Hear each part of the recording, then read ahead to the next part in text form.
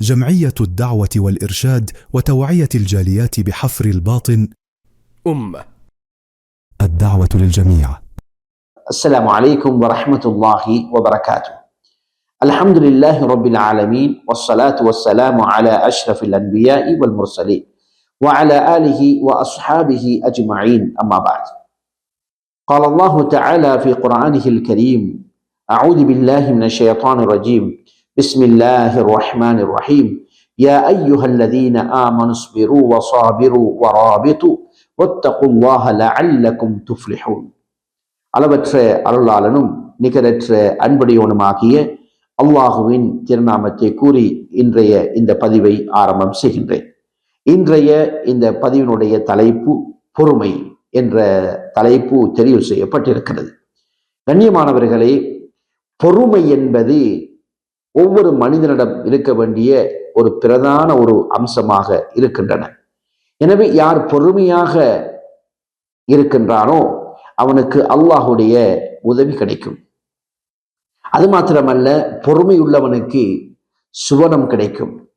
அல்லாஹ் பொறுமையாளர்களுடன் அல்லாஹ் இருக்கிறான் என்று அல் குர்ஆன் நமக்கு தெளிவுபடுத்துவதை நாங்கள் பார்க்கலாம்.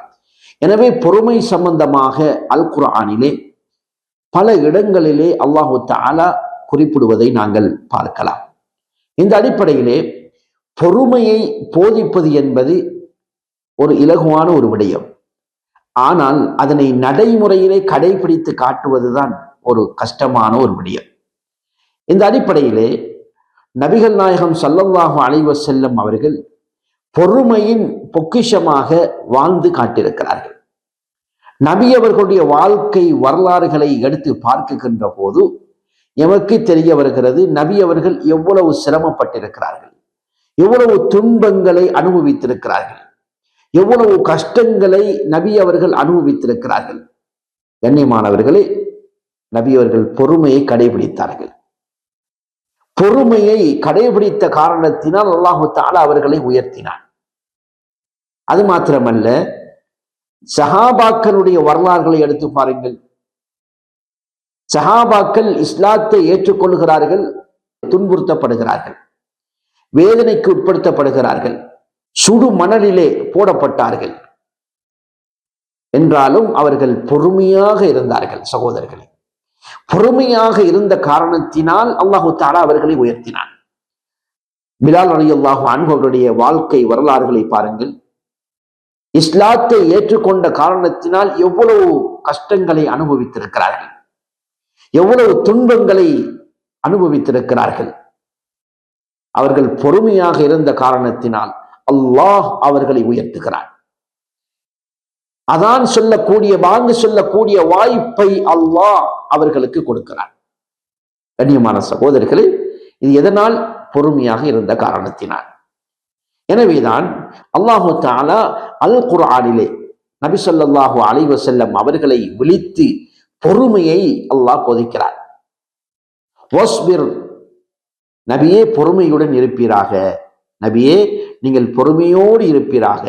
வமா சப்ருக இல்லா பில்லாஹ், உமது பொறுமை அல்லாஹுக்கே அன்று வேறில்லை.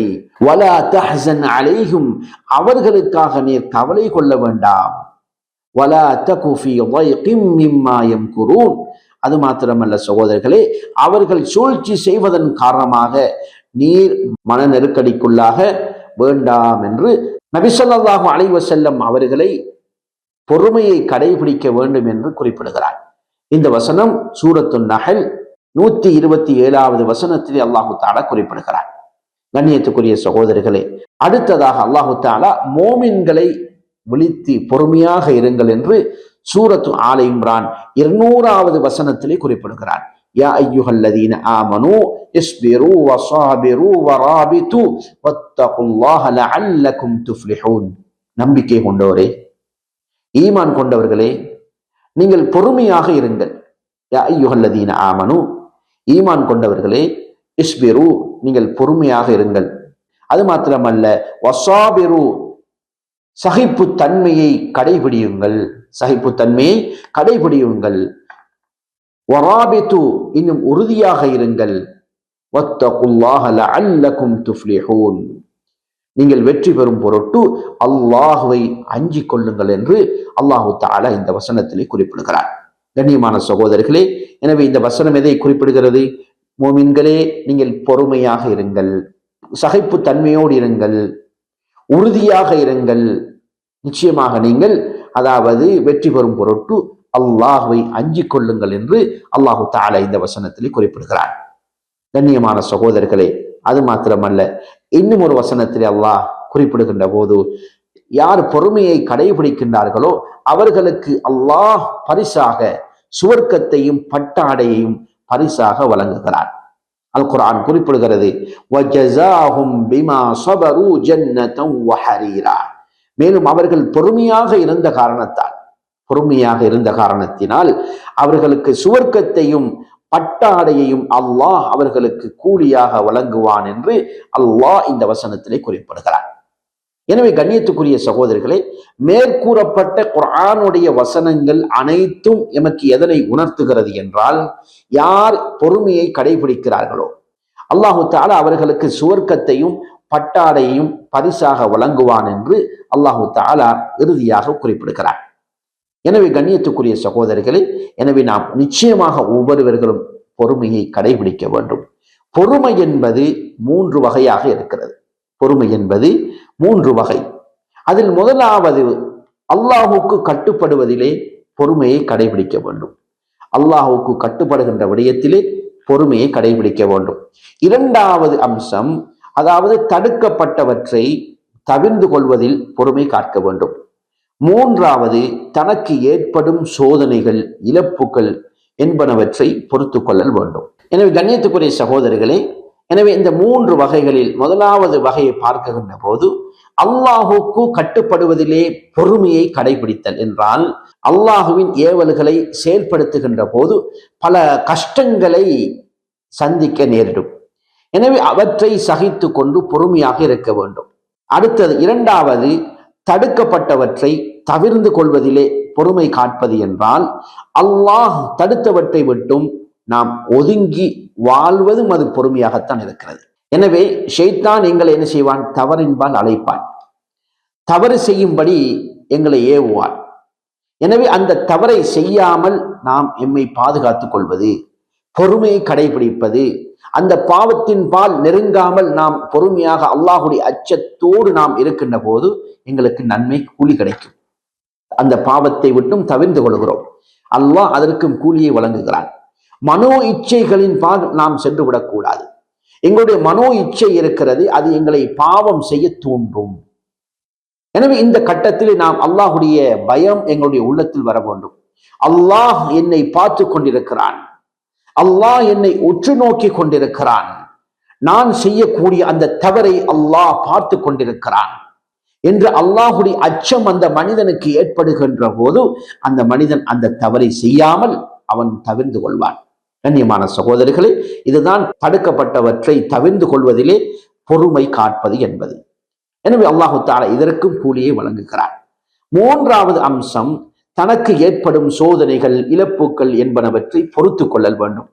அதாவது எங்களுக்கு கஷ்டம் ஏற்படுகிறது, ஒரு இழப்பு ஏற்படுகிறது, அது எங்களுடைய குடும்பமாக இருக்கலாம் அல்லது எங்களுடைய உற்றார் உறவினர்களாக இருக்கலாம், யாராக இருந்தாலும் சரி, இழப்புகள், ஒரு மரணம் ஏற்படுகின்ற போது அவன் பொறுமையை கடைபிடிக்க வேண்டும், சகித்து கொள்ள வேண்டும். அது அல்லாஹுடைய ஏற்பாட்டில் நடைபெற்றிருக்கிறது என்ற அந்த நம்பிக்கை எங்களுடைய உள்ளத்திலே வந்து அதனை நாங்கள் ஏற்றுக்கொண்டு பொறுமையாக இருக்க வேண்டும். அன்பிற்கினிய சகோதரர்களே, எனவே இந்த 3 விடயங்களிலே பொறுமை காக்கின்ற போது நிச்சயமாக அல்லாஹு தஆலா எங்களுக்கு ஏராளமான கூலிகளை வழங்குகிறார்.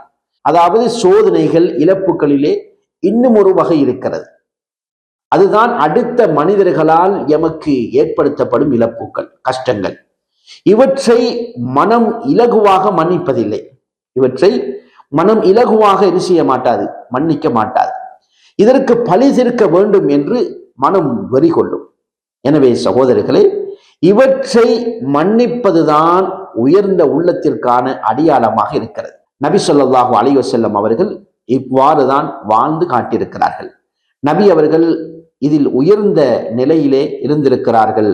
தீங்கு செய்தவனை என்ன செய்திருக்கிறார்கள்? மன்னித்திருக்கிறார்கள். அது மாத்திரமல்ல, அவர்களுக்கு நல்லுபகாரமும் செய்திருக்கிறார்கள். தீங்கு செய்தவனை மன்னித்திருக்கிறார்கள். அடுத்ததாக அவர்களுக்கு நல்லுபகாரமும் செய்திருக்கிறார்கள்.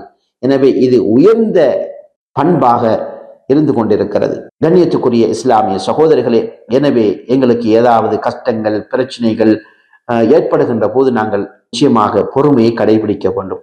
அல்லாஹு தஆலா பொறுமையாக இருக்கக்கூடியவர்களுக்கு நன்மாராயம் கூறுகிறார்.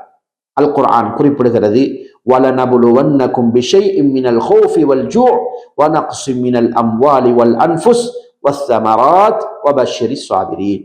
அல்லாஹு தஆலா அல் குர்ஆனிலே குறிப்பிடுகிறான், நிச்சயமாக நாம் உங்களை ஓரளவு அச்சத்தாலும், வல் ஜூ' பசியாலும், வ நக்ஸின் அதாவது மினல் அம்வால் வல் அன்ஃபுஸ் வஸ்ஸமராத் அதாவது பொருட்கள், உயிர்கள், விளைச்சல்கள் ஆகியவற்றின் இழப்பினாலும் என்ன செய்வோம்? சோதிப்போம். வபஷ்ஷிரிஸ் ஸாபிரீன். இறுதியாக என்ன சொல்லுகிறான்? பொறுமையுடையோருக்கு நபியே நீர் நன்மாராயம் கூறுவீராக என்று அல்லாஹு தஆலா இந்த வசனத்தில் குறிப்பிடுகிறான். எனவே சகோதரர்களே, அச்சம் வரலாம், பசி வரலாம், அதே போன்று பொருள் சேதங்கள் வரலாம், உயிர் சேதங்கள் வரலாம். இவ்வாறான சந்தர்ப்பங்கள் ஏற்படுகின்ற போது நாம் நிச்சயமாக பொறுமையை கடைபிடிக்க வேண்டும். அடுத்தபடியாக அல்லாஹு தஆலா குறிப்பிடுகிறான், அல்லதீன இதா அஸாபத்துஹும் முஸீபா காலு இன்னா லில்லாஹி வ இன்னா இலைஹி ராஜிஊன். கண்ணியமான சகோதரர்களே, அந்த பொறுமையோடு இருக்கக்கூடியவர்களுக்கு துன்பம் ஏற்படுகின்ற போது அவர்கள் என்ன சொல்லுவார்கள்? காலு இன்னா லில்லாஹி வ இன்னா இலைஹி ராஜிஊன்.